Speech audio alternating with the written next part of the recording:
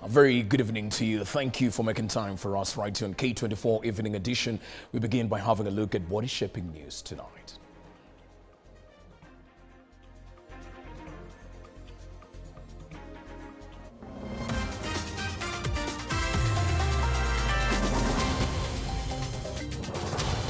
On K24 Evening Edition tonight, Chief Justice Martha Koome answers her alleged detractors. It's a business model.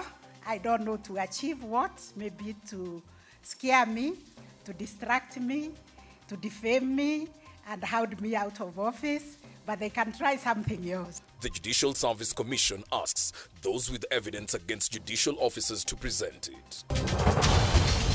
Plus, protesters arrested as march against rising cases of violent crime against women ends in chaos. They started tear gassing us even before we started the protest, and some men are beating women. I mean, we are here to fight against violence against women.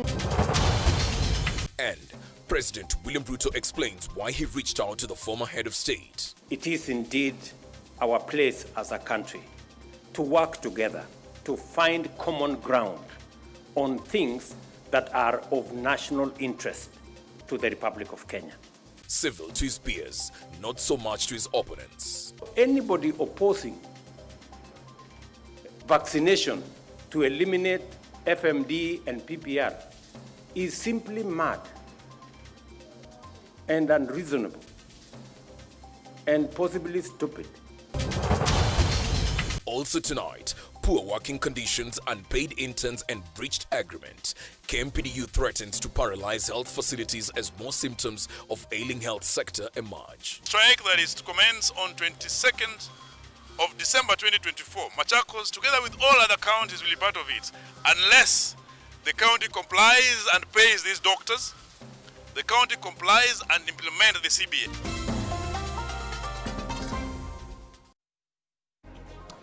K24 Evening Edition begins right now. I'm Alan Owino. Our sign language interpreter for this session is Walter Asere. Now, Chief Justice Martha Koome says she will not resign. The Chief Justice claims that the current onslaught against her and the arm of the government she leads are not based on merit. The Judicial Service Commission, JC, backs a stance stating that no evidence has been presented to warrant action, emphasizing that it cannot act on rumors or unverified claims. David Kagina with more. Chief Justice Martha Koome has dismissed calls for her resignation, affirming her commitment to continue serving Kenyans in her capacity as the head of judiciary. Speaking during a judicial stakeholders forum on human rights, Koome reiterated her dedication to upholding the rule of law, ensuring justice for all, and strengthening Kenya's legal framework. This comes amid mounting public speculation and rumors about alleged misconduct in the judiciary. But I know the intentions. It's a business model. I don't know to achieve what, maybe to scare me, to distract me, to defame me, and hold me out of office, but they can try something else. The Judicial Service Commission has also weighed in on the matter, explaining that no evidence has been presented to warrant an investigation or action against those accused of being corrupt in the judiciary. Social media may amplify grievances, but it's the act of filing complaints or petitions with the JSC that ensures that matters are addressed fairly, efficiently, and transparently.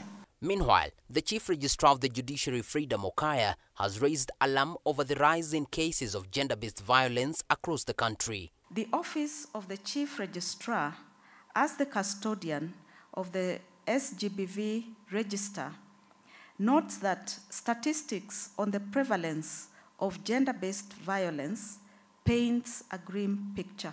To address the surge in GBV cases, the Chief Justice revealed that judiciary had already launched 13 gender justice courts to deal with those found culpable of committing gender-related crimes. The depth of this crisis merits that sexual and gender-based violence should be declared as a national disaster. The Chief Registrar is now calling on the government to declare GBV a national disaster, necessitating urgent action beyond reliance on legal processes. Despite there being strong laws and policies guiding on the matter, implementation remains to be weak, explaining why justice remains to be elusive for family and victims. As to the question of whether this will be declared a national disaster, it's a wait and see. For K24 from Safari Park, I'm David Kagina. Human rights organizations have strongly condemned law enforcement for employing excessive force against demonstrators during the ongoing 16 days of activism against gender-based violence campaign. They have expressed outrage at the contradiction of police action, pointing out the irony of using violence at a time when the government is focused on combating gender-based violence. The government has now been called upon to release those who were detained and to ensure that all individuals injured during the protests receive prompt and adequate medical care. Gertrude Bugay reports.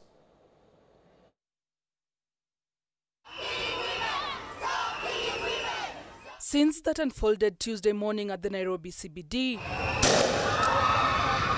Clashes between police officers and hundreds of activists. The protesters were out on the streets to mark the ongoing 16 days of activism against gender-based violence. Chaos erupted as police dispersed demonstrators with tear gas. The irony was stark as law enforcement used excessive force to suppress a peaceful campaign calling for an end to violence against women and girls. The protest, which began at 9 a.m., took place around Jivanji Gardens and proceeded along Moi Avenue and Kenyatta Avenue, ultimately converging at the city center.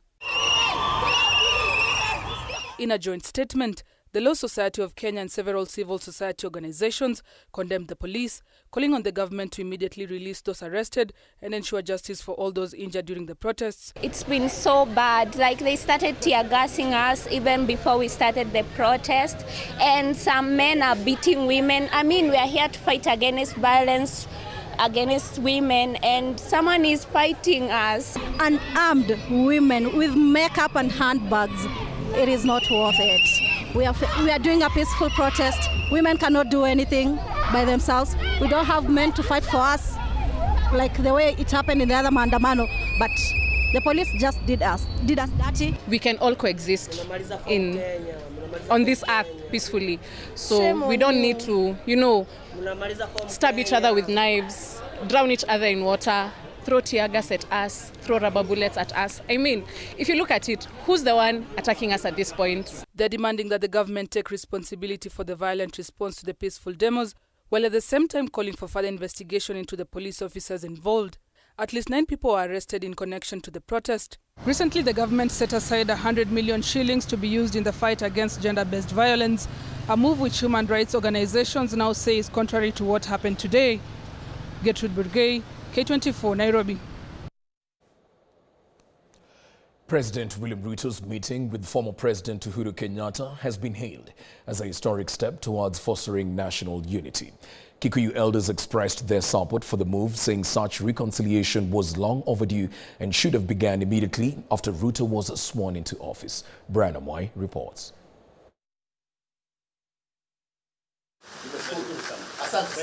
The meeting between President William Ruto and former President Uhuru Kenyatta has been praised as a significant milestone in efforts to heal a politically divided nation. Kikuyu elders say the government made a mistake of sidelining Uhuru after Ruto assumed office, arguing that it would have been better to seek his advice and involve him from the start. Ni kitu ya maana sana. Unaweza kuwa umelemewa na pale. Na hii kitu ingefanyika kutoka mwanzo. Sababu ilituchagaza Uhuru wakati alikuwa anapeana uongozi, alipeana kwa amani. Lakini kuna kitu ya maajabu ilitokea sana. Hiyo siku tu alianza kupigwa siku hiyo badala ya kuulizwa mawaidha. Tuseme hata jana ni vizuri sana walianza kwanza kuona makosa. The elders also criticized President Ruto's administration, accusing it of fostering political divisions among Kenyans.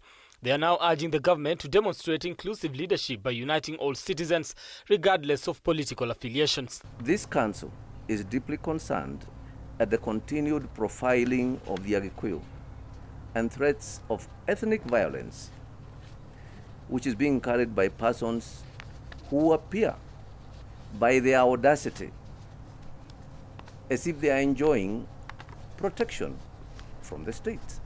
Because if they weren't, they would have been prosecuted. The Lamu incident is a case in point. My appeal, and I believe it is the appeal of this community and our leaders, is he could change his thinking, the election of which he is taking this country so that we can have a harmonious society.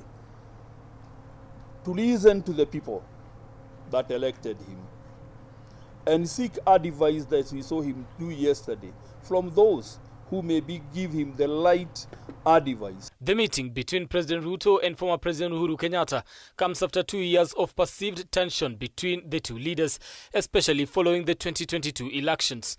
The meeting has sparked mixed reactions among Kenyans, with some calling it a promising start to reconciliation, while others remain skeptical about its long-term impact. Kama kutakuwa na siasa ni kuongelea mambo ya Rigathi Gachagua in a way that I don't know vile atakuwa akiandoliwa Mount Kenya ama anajaribu ku create faction nyingine, but generally uhusiano yao sione kama kuna interest ya Wakenya ndani yake. Hiyo ni siasa na urafiki ya watu wawili. Mimi naona Uhuru ana influence sasa. Kwa sasa Uhuru apatale ngakaa nyumbani. So inakaa sasa amewasaliti wenzake wa Mirima.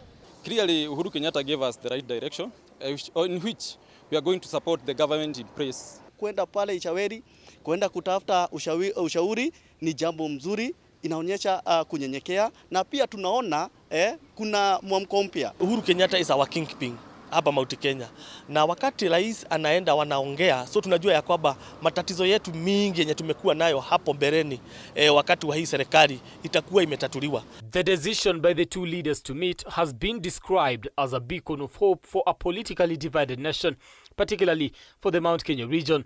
President William Ruto has reiterated his commitment to uniting the country, urging leaders to pursue politics that bring people together rather than divide them. Brian Amuai, K24. Nairobi. Elsewhere, President William Ruto has called for more public-private partnerships, not only from abroad but also locally. The president highlighted opportunities in various sectors, among them manufacturing, infrastructure, energy and special economic zones. The president also welcomed discussions with the Kenya Manufacturers Association on ways to boost the production of locally made products. He spoke during the 20th anniversary of the Kenya Private Sector Alliance in Nairobi, where he also touched on the issue of tax refund system. If KRA owes your business and in 6 months they are unable to pay you, the next time you're supposed to pay KRA, deduct the money that they are supposed to pay you before you pay your taxes.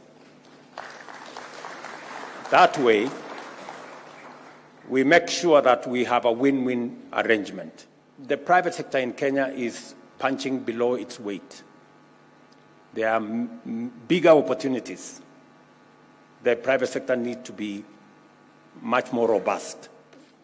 When we talk about the private sector and when we talk about PPP, they must not necessarily be foreign and they must not necessarily be white. Yeah? So you should put yourselves together and deliver some of these projects. We now have a startup bill in Parliament that will now provide a whole legislative framework for the growth of our startups. And we have put enough threshold so that we don't tax the small guys. For every 5 containers that come from abroad, only 1 goes back with manufactured goods. That means, I don't know whether Kenya Association of Manufacturers or we register Kenya Association of Importers. because we seem to be doing more importing than manufacturing. So we actually need to have a conversation on the subject of manufacturing. Well, we'll take a short break right here on K24 Evening Edition. We'll be back with more updates in a short while.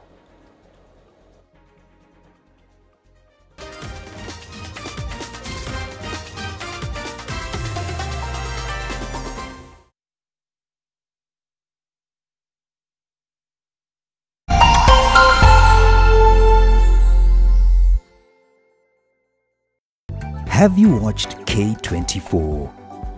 We would love to hear from you.